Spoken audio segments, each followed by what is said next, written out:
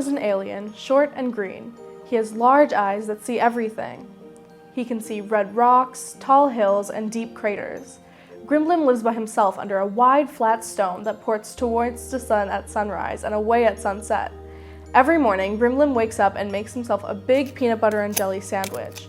He makes a second one in case a friend comes by too. The only thing in the whole wide world Grimlim would like is for someone to share his sandwich with. While they ate, they could talk about the weather, the sun, and the stars. But most of all, Grimlim wants to share his art. Grimlim likes to sing songs and dance until his body can't anymore.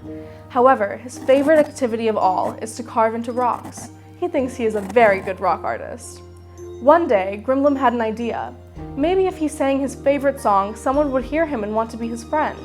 And so Grimlim sang as loud as he could until his throat was sore. But when night fell and nobody came, Grimlim went back home. The next day, Grimlim had another idea. There was no better way to find a friend than to dance. And so Grimlim danced until his legs hurt from boogieing for hours and hours. When night came, again, nobody watched him dance, and Grimlim went back home. The day after, Grimlim pondered on what to do. He could shake his hips again or play his favorite tune, but a better idea appeared to him. A rock carving. It was his mastercraft. There would be no way a future friend would miss it. Tirelessly, he broke into stone and chiseled into rock. Grimlim carved faces, smiles, and celebrations too. He dyed it with bright colors, lavender and lime. When all the work was done, Grimlim smiled, beamed. Surely this rock of art would be viewed by a friend. He set it out overnight and Grimlim went back home. In the morning, he ran out to meet his friend, but to his shock, not even his rock carving was to be seen. Grimlim was fed up. Nobody wanted to be his friend. He stopped dancing, he stopped singing, and he stopped rock carving. He sat in his bed all day, mad and upset that not one person came to see him. As Grimlim went to his room that night, he saw his rock carving sticking out from under his bed. He threw it out of his window, pulled his blanket over his head, and went to sleep. In the morning, Grimlim heard a commotion outside of his rock. He poked his little head out, and what he saw made his large eyes go even wider. He saw a stranger holding his rock carving. The stranger had a big head with one shiny eye. They wore funny clothes and big boots. The stranger was as surprised to see Grimlim as Grimlim was to see them. He was so happy that he started to sing and dance. The stranger laughed and told Grimlim he was a good dancer. "What do you like most about the stars?" Grimlim asked the stranger. "I like how they twinkle. That's their way of saying hello," the stranger replied. Grimlim thought the stranger was very smart. The two of them could surely talk for hours. But the stranger said they had to leave Grimlim for a while, as they had other important things to do. "Eat a peanut butter and jelly sandwich with me before you go," Grimlim pleaded, holding out one of his finest PB&Js. The stranger just laughed. "I cannot eat one of your sandwiches, but I will take one of your rock carvings. They are quite extraordinary." This made Grimlim smile, and when he looked up at the stranger, he swore he saw another little green alien smiling back at him. As the stranger waved at Grimlim while they walked away, he could only keep grinning. He knew that his new friend would be back, and Grimlim didn't have to feel so alone anymore.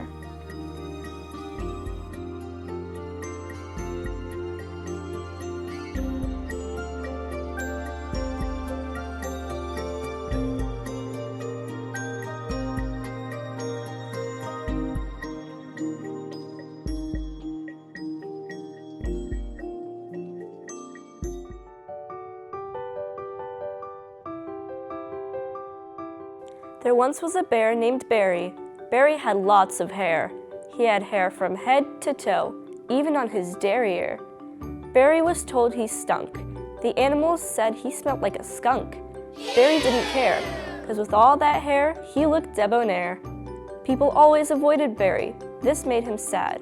But when Barry thought of all his hair, Barry became glad. Barry went out to play, and it was a rainy day. But Barry didn't care, because with all that hair, he looked debonair. Barry was out in the rain. All the others watched. His hair protected him from the water. The animals realized their thoughts were botched. Barry's hair protected him from the weather and terrain. That's how Barry could go and play out in the rain. So Barry didn't care. With all that hair, he looked debonair. The animals walked up to Barry. This wasn't a normal thing. They said how much they liked his hair. This made his heart sing. The animals used to avoid Barry, looking at him coldly. Now they come up to Barry, talking to him boldly. Barry really cared when the others finally called his hair debonair.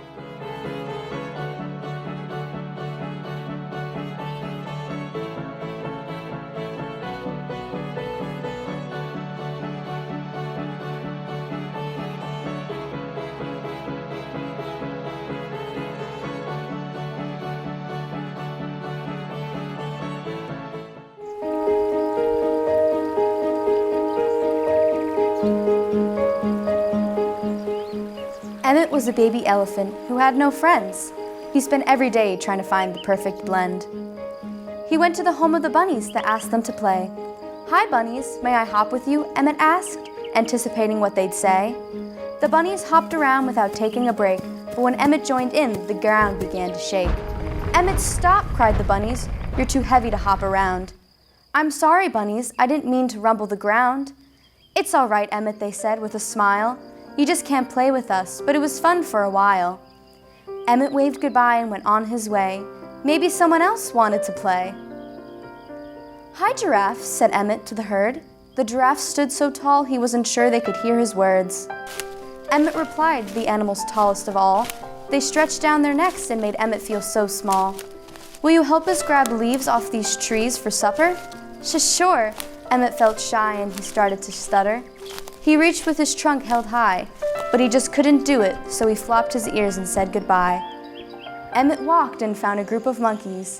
He went up to them and thought, maybe they could be buddies. "Hello, monkeys," yelled Emmett to the top of the trees. "Hello, elephant, my name is Mo. Try to keep up if you can. Don't be too slow," responded the fastest monkey, swinging from the vines. With the rest of the monkeys following close behind, Emmett jumped up, but then he fell with a thump. He had just discovered that he could not swing from the vines with his trunk. Emmett went home with a sigh and a groan, another day of him ending up alone. He was accepting his life with no group of friends when suddenly that all came to an end. The doorbell rang and led to a group of animals big and small. They invited Emmett to play and even go to the mall. They were all different but special in their own way, and always included Emmett the elephant no matter the day. Emmett had found his new perfect blend, so now the story can come to an end.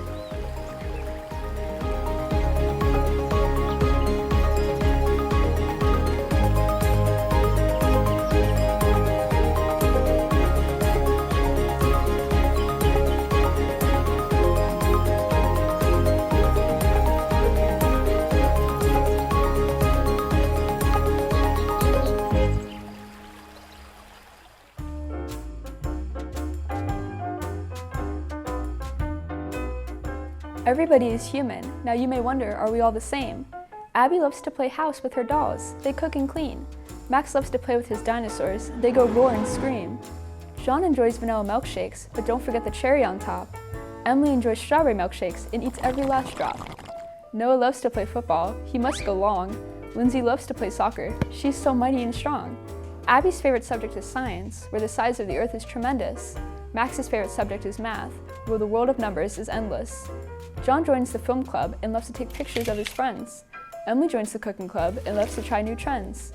Noah goes to the library to study and ace his test. Lindsay goes to the gym to be the best. Abby attends Harvard University. She makes her mom so proud.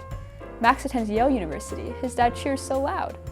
John studies engineering and builds new cars. Emily studies astrology and learns about the stars.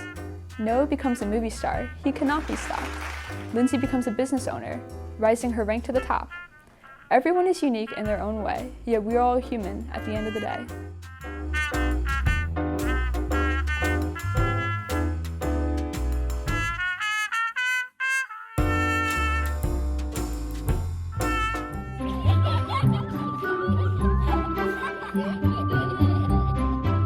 There are many different types of children in the world. Fortunately, many of them are naughty. One day, a brown and fuzzy baby squirrel thought it was a good idea to scribble on the walls and make some art. The mommy squirrel entered the living room, tired after a long day of collecting acorns, and noticed the marks. With rage in her voice, she screeched, "What is this on the walls?" Baby squirrel said, uh-oh, and stood silent. Do you still love me, Mommy? Mommy Squirrel replied, I will love you no matter what. In a bright red barn, there lived 2 baby pigs. They snuck into the farmer's house with muddy shoes and made the floor all messy. They knew they made a big mess, and they knew they were in trouble. Dad followed their hoof marks to the house, went inside, looked at the mud, and he looked at the mess, and boy, did his pink cheeks turn red with fury. Daddy, do you still love us? The baby pigs asked. Daddy Pig said, whatever mess you make, I will love you no matter what. In the bright green forest, there lived baby foxes with their mommy and daddy fox. One of the baby foxes spit onto mommy fox and laughed naughtily. Daddy Fox's hair stood up. Mommy Fox's eyes became big as the moon. Baby Fox knew this was not okay. So they asked, Mommy, Daddy, do you still love me after what I did? Mommy and Daddy Fox said, no matter what happens, we will still love you. Finally, in a dim gray cave, there lived a baby bear and a mommy bear. The baby bear threw their food on the floor, and carrots and peas were everywhere. Mama bear roared as she glanced at the mess. So the baby bear asked, Mama bear, do you still love me? Mama bear looked at baby bear happily and said, no matter what, I will still love you. Even though there are kids in the world who do naughty things, their moms and dads love them no matter what. That is what makes a family stick together, their unconditional love for each other.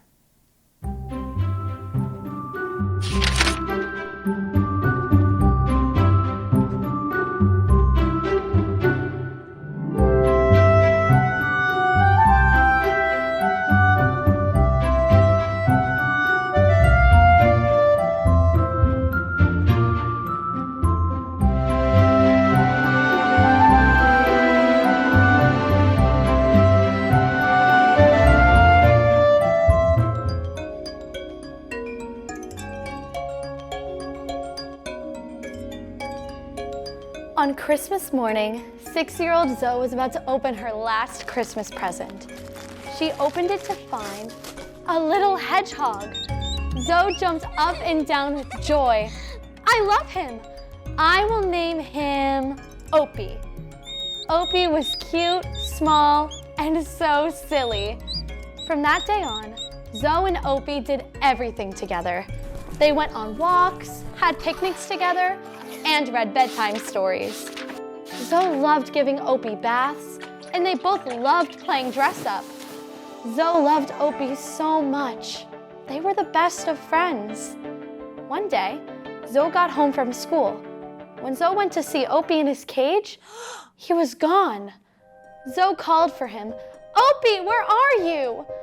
She looked everywhere for him. He wasn't hiding under the bed, in the sink, or in the closet. He wasn't in the kitchen or in the washing machine. Zoe was upset. Where is Opie? Zoe cried to her mother. Why is he gone? I can't be happy without my best friend. Zoe's mother said, oh, honey, I'm sure you'll find him. Maybe Opie went outside for a long walk, or maybe he grew wings and flew away. That doesn't make sense, Zoe said. Hedgehogs can't fly. Zoe's mother replied, I believe that hedgehogs can fly when they are ready to fly away into the clouds. This happens when animals get old. You will see Opie again. Just remember, Opie has gotten older. He probably grew wings.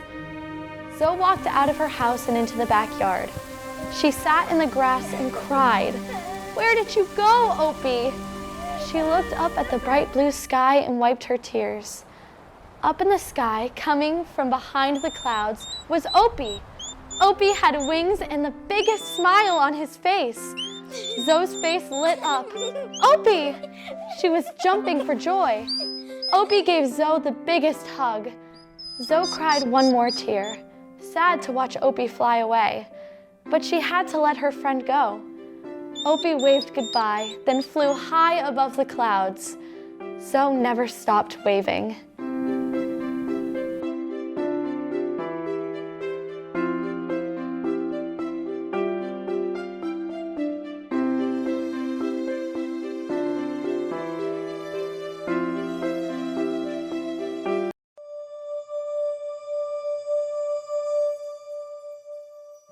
My wee fledglings, have I ever told you the story of the snowed-in chick? No? Well, fluff your feathers and I'll tell you. Once upon a time, there was a young hen, not much older than yourselves, named Pierogi, who lived in a big red barn surrounded by vast fields of clover, parsley, and fennel. She would go exploring every day, trailing mud through the front door. Her mother loved her very much for her adventurous spirit, but she always had one condition. "Come home by sundown, dear, or the barn doors will be closed." Pierogi would always roll her eyes and say, "Yes, yes, Mama, I will," before running out the doors, excited for a new day. One November morning, after saying goodbye to her mother, Pierogi set out for the far end of the fields, where the towering pine trees stood. She played among those trees for hours, until she finally noticed the sun setting. "Oh no, Mama's going to be so mad!" She ran as fast as she could, a cold wind blowing through her feathers. When she finally got to her home, the barn doors were shut tight. "Mama, I'm sorry, I'm here. Oh, please let me in." A snowflake landed on her beak as she pecked at the door. Squawking, she panically flew to a branch on a nearby tree so her feet wouldn't get cold. "Oh, Mama's gonna be so mad." "Are you out there alone, little one?" A voice called from below. Pierogi looked down to see a fox with a red-orange coat and a sinister grin circling the tree. Pierogi gulped. Her mother always said foxes were trouble, so she jumped up to a higher branch, shaking off the snow gathering on her feathers. No, I'm just waiting for my mother, sir." "I see, but certainly you would like some company, little morsel," the fox said, clawing himself onto a branch, teeth shining bright and awful. Pierogi flew up even higher, now halfway up the barn. No, I'm okay, thank you, sir." "But you look oh so lonely. I wouldn't want anything to happen to you." Grinning wickedly at her, the fox balanced on a nearby branch before finally leaping at her.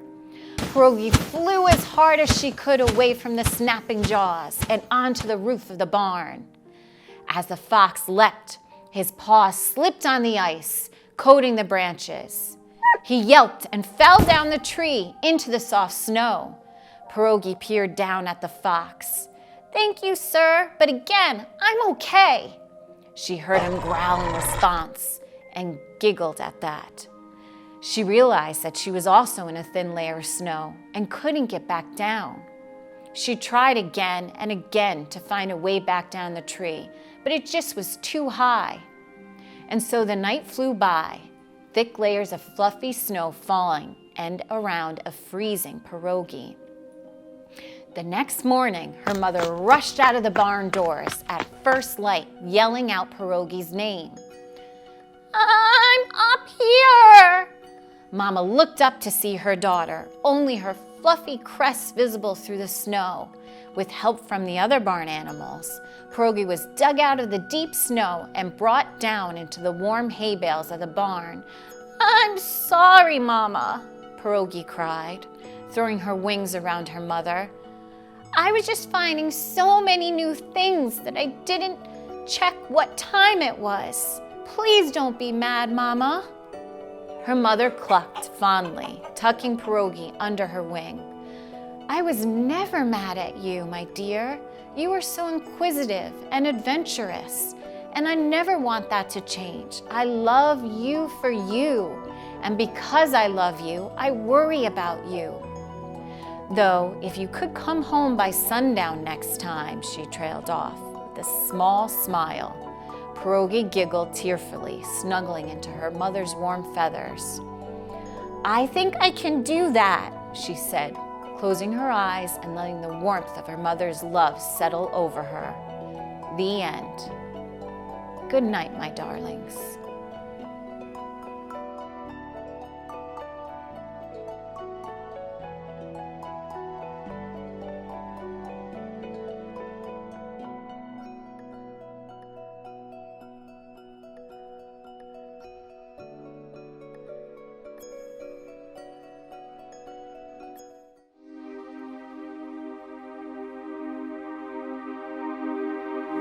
Deep in the Amazon rainforest lived many beautiful creatures. From black spider monkeys to pink river dolphins, the beautiful blend of animals lived together harmoniously. In between it all was a tiny 2-year-old tree frog named Thiago. Thiago's family loved their life. What could be better than spending all of their time up in the trees? Their only concern in life was the ground. In all of their years in the trees, none of Thiago's family had ever seen life from the rainforest floor. They weren't completely clueless, though. The family had a long-lasting friendship with the ocelots. The big cats constantly came to the base of Thiago's tree, enjoying quality time with the tree frogs. Apart from them, though, the tree frogs were entirely terrified. One breezy morning, Thiago woke up early. His plan for the day was to climb to the very tippity top of the trees and view the rainforest from a better angle than anyone else.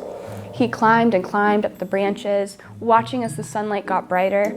At last, he reached the peak of the trees, but suddenly, there was a powerful breeze. Thiago screamed as he fell out of the tree. He blindly reached out, grabbing a branch, but the breeze kept up and Thiago let go, hitting the ground with a thud. Hopping up, Thiago traveled to the trunk of the tree, scared as he looked at the giant world around him. Had the trees always been this tall? "Thiago, are you okay?" came the voice of Oscar the ocelot. He had seen the whole thing. Thiago responded with a groan. "Get on my back," Oscar said, lying on the ground so that Thiago could climb up. Once the tiny tree frog was on the big cat's back, they began moving. "Where are we going?" Thiago trembled. Oscar replied, "To see the beauty of the forest." As they walked, Thiago could hear water running. There were so many waterfalls, all in a line. The tree frog was amazed by the sights before him. They walked along the river too, studying the flowers, from giant water lilies to stunning passion flowers. "I've never seen anything like this," Thiago exclaimed. "This is what life is like below the trees," Oscar responded, bending down, ready to take Thiago back to his tree. "Do we have to go back so soon?" Thiago asked, mesmerized by the beauty of his lifelong home. "You can come back whenever you want," Oscar said. Thiago smiled and climbed up onto Oscar's back, beginning the journey back to his tree. When they reached the base, Oscar stood up on his hind legs, letting Thiago climb onto his head and hop back onto the branches before running back into the forest. Thiago scrambled up the tree, eager to tell everyone what had happened. At first, his family had been worried to hear about Thiago's scary fall and the journey through the forest. They were still worried about the secrets of the forest. The next day, Oscar came back to the base of Thiago's tree with his family. Together, the ocelots and the tree frogs became inseparable, seizing every moment and beginning a new adventure together.